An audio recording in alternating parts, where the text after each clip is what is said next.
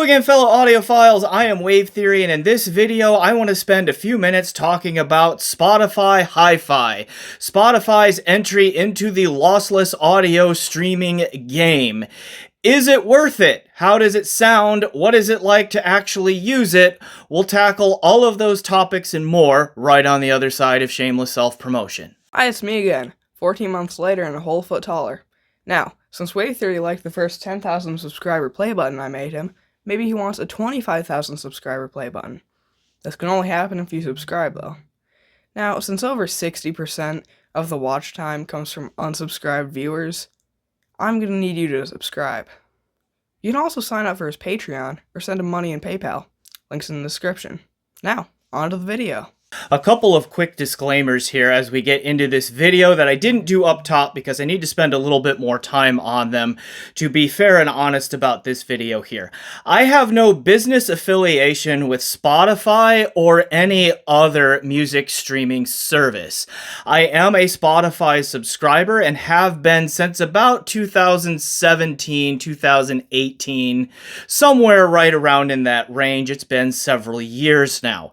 A few years ago, as a Christmas gift to the family, as our kids were getting a little bit older, I expanded that into a Spotify Premium Family membership, which we have been using. So I talk about this, I come to this video then as a Spotify customer. I have no other affiliations with Spotify. I've never talked to them about anything other than maybe tech support things long before I started doing this channel. I have no affiliate deals with them. I have no sponsorships with them or anything like that. I'm coming at this again as strictly a customer. Now, I have some experience with some other streaming services too. So to level with you, I am also a subscriber to Qobuz, right? And again, no official business dealings other than just being a customer of theirs as well. Okay, no affiliate links, no sponsorships, nothing like that. It's just me being a customer of Qobuz. I have been in the past a customer of Tidal. I used them for a while before I used Qobuz. I also have tried Amazon Music HD. Okay, most of those streaming services, again, as a customer, I have not used Apple's Music's, their lossless streaming or anything like that here. So that's just kind of setting the stage a little bit as to where I am coming from when I talk about this video. So, lossless audio streaming from Spotify, okay, or Spotify Hi-Fi, they call it, which I don't know why they didn't just brand it Spot Hi-Fi, but anyway, okay, that's a different matter. So what it is really is just, as it says, lossless streaming, is they are now including the option on their premium subscription tier to be able to stream their music content in lossless audio up to 24-bit, 44.1 kilohertz quality there, although most of it, and through their apps on both the mobile phones or their mobile apps and their desktop apps, I believe are capped at 16-bit 44.1 kilohertz streaming. The 24-bit option is available on outboard streamers through Spotify Connect, if I understand their literature correctly here. Okay, so that means Spotify now joins the lossless streaming game, okay? Tidal and Qobuz were in it from the beginning because that was their business model from the beginning, was to offer lossless and high-res music streaming to the customers who wanted it, mostly audiophiles, right? Okay, then Amazon Music HD came along, and now I think they just call it Amazon Music now, and then of course Apple Music also follows suit, offering lossless streaming as well. Now, we audiophiles tend to prefer Tidal and or Qobuz for various reasons. For one thing, those two streaming platforms have opened up their APIs so that they can be integrated into third-party softwares like Rune or Ottervana, various other software players there where you can use those third-party interfaces and still access the streaming libraries of Tidal or Qobuz and so forth, rather than having to use their own built-in app.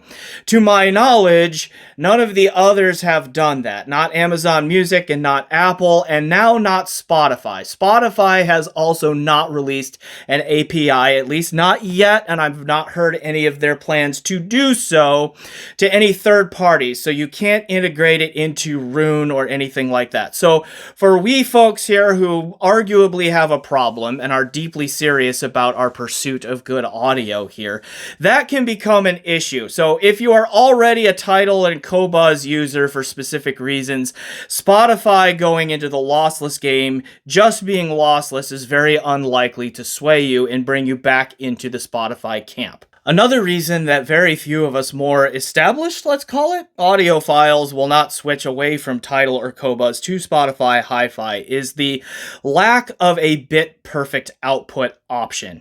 All right, for those of you who might be newer to this game and are wondering what that means here, bit-perfect output basically just means that the streaming software takes the music file from the streamer, like Tidal and Qobuz being good examples here.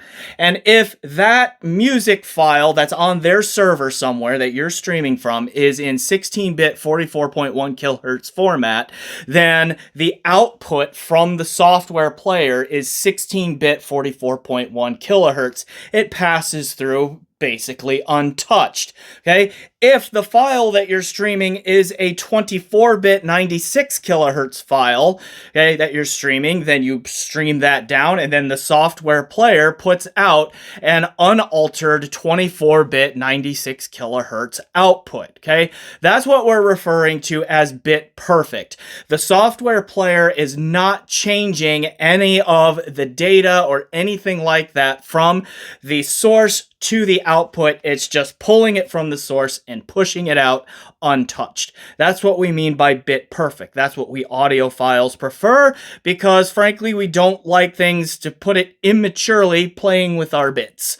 All right, Spotify has taken the same route as like Amazon and I want to say Apple, although that may not be true. So but definitely Amazon. And they have foregone an exclusive mode output on their software apps, be that either from a mobile app or a desktop app, where you have the option to do that bit perfect output. Okay, so it doesn't really matter whether it's 16-bit 44.1 or 24-bit 44.1, it's going to pull that down, and then wherever your software player is, whether it be on Android or iOS or like Windows or whatever, what's going to happen is it's going to take that audio stream and it's going to put it through the operating system's sound mixer, right? And so what very often happens there is that these operating systems, their standard output frequency or standard sampling rate of output is 48 kilohertz, which means that everything that's coming in at 44.1 kilohertz, which is where Spotify tops out, it is resampling it to a 48 kilohertz output. Now, at least with Windows, you can set Windows to mix everything to 44.1, and you would think that maybe that means that Windows isn't, playing with your bits, right? But that's not entirely true either, because it's the Windows Sound Mixer, right? And so what it's doing is that Windows Sound Mixer is doing is it's taking all of the audio from all of the apps that you might have up and running at the same time and mixing it into a single output. So if you have Spotify playing and you're web browsing or you've got your Messenger app open, whatever that happens to be, Discord or whatever, and you've got notifications turned on with sounds on that, like you're going to hear a Discord notification sound come on while your music is playing. And so what the operating system is doing is it's taking the sound from both apps, combining them together, and then outputting that to your DAC. Okay, so the mixer is still playing with things, right? It's not giving you an untouched output from the streaming source to the output. So That's a thing that you've got to keep in mind. Qobuz and Tidal with their standalone desktop apps will allow for an exclusive mode where they are the only app that is allowed to make sound while that exclusive mode is engaged. So that allows for that bit perfect output where the sampling rates and the bit depths can change and all of that, and to just go out untouched. Your web browser doesn't mess with it. Your notifications, alarm bells don't mess with it, okay, and all of that kind of stuff. It's exclusive, right? That's the only thing that has control over it. Okay, so that's those are the primary reasons that I think audiophiles who already have Tidal or Qobuz are just going to stick with Tidal or Qobuz. You know, if you're already comfortable using Amazon HD and the way that it works, then like it's just kind of a lateral move to go from there to Spotify. Spotify is still a little bit more friendly with outboard streaming audio devices because of Spotify Connect and all of that. So if you're an Amazon Music HD user, like that's one thing to consider there. Okay, but again, it's going to be like a lateral move in terms of functionality there. Actually, maybe an upgrade because of that outboard streamer options through Spotify Connect. All right, now a couple of other weird usage quirks that I noticed here. If you are using a device on which that you have already downloaded a lossy version of a song from Spotify, and then you go to play that song, there is no option to force Spotify to stream the lossless version. It's always going to play the lossy version, okay? Let's just say, for example, you want to listen to I Get By With a Little Help From My Friends from the Beatles, right?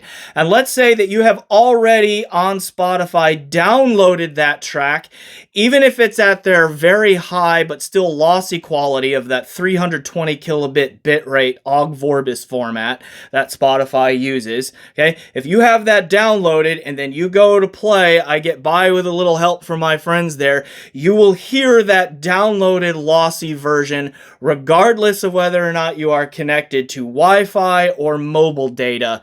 There is no option to force Spotify to stream the lossless version if you're on Wi-Fi, for example. Okay, it's going to play the lossy version. So that's one quick fix that I think Spotify should put in an update soon, is that if you're at least on Wi-Fi, you should have the option to tell your device that if I have the song downloaded but I'm on Wi-Fi, stream the lossless version, please. Okay, I can understand why maybe they don't have that option on mobile data, okay, but on Wi-Fi, that should at least be a choice that the user has, in my humble yet correct opinion. So I would like Spotify to work on that. All right. The only other like usage thing, and this has nothing to do with the fact of whether it's lossless or not, I did do a test track. It was Duel of the Fates from the Phantom Menace soundtrack, John Williams, so forth. It's a Star Wars piece of music, right? And then I was listening to that on the desktop app. I clicked that and I played it, and I noticed that the little track progress monitor bar at the bottom of the screen had changed to look like a lightsaber, and it was awesome. Okay? Spotify, whoever your little engineer is who came up with that idea and put it into use, find that person and give them a raise immediately. It just kind of got me right here. Okay, that's neither here or there. I just thought that was cool. How about this sound? All right, is there really any purpose in playing lossless files from Spotify over their lossy content? And yes, there is. Regardless of the medium that I was using this on, like there is a clear improvement in sound quality going from even the highest lossy option to the lossless option. Now, why is that? Again, if you're not familiar with how this works, lossy and lossless refers to an amount of like digital storage of analog waveforms here. Lossy means that you started with a lossless file. Okay, something that took the whole waveform and stored all of it in digital binary language. Okay, But Lossy looks at all of that and it puts it through what's called a psychoacoustic algorithm and all of that. But anyway, it looks at all of that data and says, what do we not really need? What can we get rid of and still communicate the bulk of the essence of the sounds that are in this piece here? And it starts literally throwing data out. You are losing data to go from lossless to lossy. Does that have consequences on the sound? Yes, it certainly does, because it ultimately changes the shape of the waveform that reaches your ear. Okay, lossless being ideally the waveform that was recorded, loss E being an approximation of that waveform there. So there are audible differences there. And yes, even though Spotify limits its own tech by forcing you to go through operating system sound mixers and foregoing exclusive modes and bit perfect audio and all of that, like, you can still hear an audible improvement going from their lossy to their lossless streams. Now, what about comparing Spotify's lossless performance to that of other streamers? So to test this, I installed the Qobuz app on my desktop, and I've not been using Qobuz's app a whole lot because I use Rune, right? And that Rune allows me to access Qobuz that way, and I prefer Rune's interface as it is anyhow. But I installed the Qobuz app there and set it to not use exclusive mode. Again, the Qobuz app gives you the option, so that I was comparing Spotify streams and Qobuz streams from my desktop computer, Windows 11 machine, right there, with both streamers being routed through Windows Audio Mixer. Okay, and then I use the Toastlink optical output of my motherboard into my Berkeley Alpha Series 2 DAC, and then into my LTA Z10E amplifier, and then the headphones I was using was the Hi-Fi Mensasvara Unveiled, so I was using really high-end resolving stuff here. And I gotta tell you that it really did not seem to matter whether I was playing a 16-bit 44.1 kilohertz track from Qobuz or a 9624 or a 19224, anything like that. Like, since both apps were sending everything through Windows Sound Mixer and everything was getting resampled to a 48 kilohertz output regardless, I really could not pick out a meaningful fidelity difference between Spotify and Qobuz in those contexts. To me, Qobuz sounded a couple dB louder for some reason, even though both volume settings were maxed out for each app. But once I adjusted on my volume control on my amp to get them pretty much level matched there, I really would be very hard-pressed to meaningfully or consistently pull out any differences in sound performance between the two streamers in that setting, okay? On my mobile app, same kind of thing there. I have a Galaxy S22 Plus smartphone. It's an Android device. And similar deal, if I use the Spotify app or the Qobuz app and I make sure that Qobuz is not doing bit perfect output and all of that, I did this USB connection into a FIO K13R2R little DAC amp, which review is coming up for very soon. And I think I was using the Dan Clark E3 headphone when I was doing this here.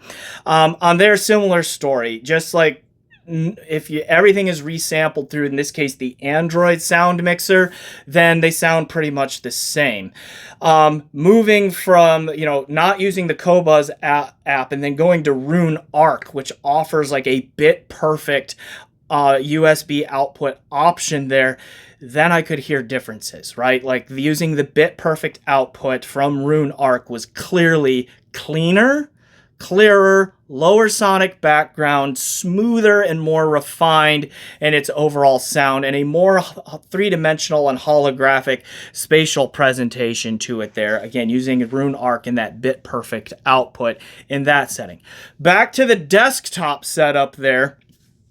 Just engaging the exclusive mode output on the Qobuz app and allowing it to do bit perfect audio output there, improved the performance from Qobuz noticeably as well. And it was the same kind of thing. It just sounded cleaner, clearer, a quieter sonic background, more three-dimensional and holographic with better spatial separation in its spatial presentation, a greater sense of depth. Like I just mentioned that Duel of the Fates track. Duel of the Fates is wonderful for testing soundstage depth and height. And the reason for that is because you have a full symphony orchestra on the floor in front of the conductor, and then you have a choir behind that symphony orchestra on risers, right? So you've got both depth and height there. And how do I know this? Because there's video footage of the recording session on the extras of the DVD and Blu-ray versions of the Phantom Menace movie, okay? And so, like, you can check your work. Like, how is it supposed to sound? You can even see where the microphones are placed on those extras too, which is nice, okay? It's in front of everything, right? They've got mics set up in front of everything, right? So that's why you get the depth and the height going on there. Okay, and on that track with the exclusive output mode on Qobuz, like there's just a much clearer sense of depth and height going on than there was when everything was routed through the Windows audio mixer there as well. Okay, so that's really, I think, the key reason here. So is like Spotify lossless streaming good? Does it sound good? Yes, it does. Is it an improvement over their lossy streaming? Definitely, yes. You can clearly hear an improvement in fidelity, okay, on that stuff. And even through like cheaper stuff like or Bluetooth stuff, okay, my Cost Porta Pro wireless was able to pick out this difference too, and is good enough, like even through Bluetooth, to pick out the difference between a lossy and lossless source, okay? So yes, that matters, all right? But is Spotify Hi-Fi like a viable option for like the kind of people who frequently watch my channel, where we are in this audio thing deep and arguably have a problem? No, I don't think it's not going to be a replacement for Qobuz or Spotify, Qobuz or Tidal, okay, in that way.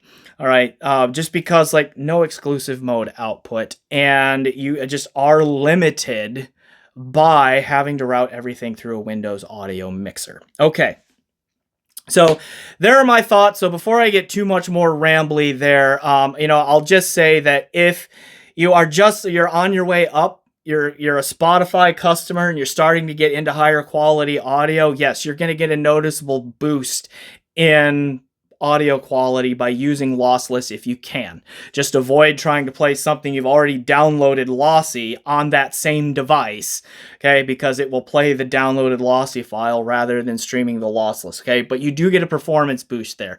And if you're on your way up in this hobby and you're willing to keep scaling up and up, at some point, unless Spotify releases their API and allows for bit perfect output and all that kind of stuff, you're just eventually going to have to switch over to one of those streaming services that allows you to do that. I know Spotify and Qobuz do. I forgot to look up whether or not Apple does, but someone can certainly say down in the comments. All right, so there are my thoughts on Spotify Hi-Fi. Thanks for watching. Please remember to like, subscribe, comment, check out my PayPal and my Patreon, and you can also become a channel member. Just, generally do those things you do to support YouTube channels. So thanks again, and as always, enjoy the music.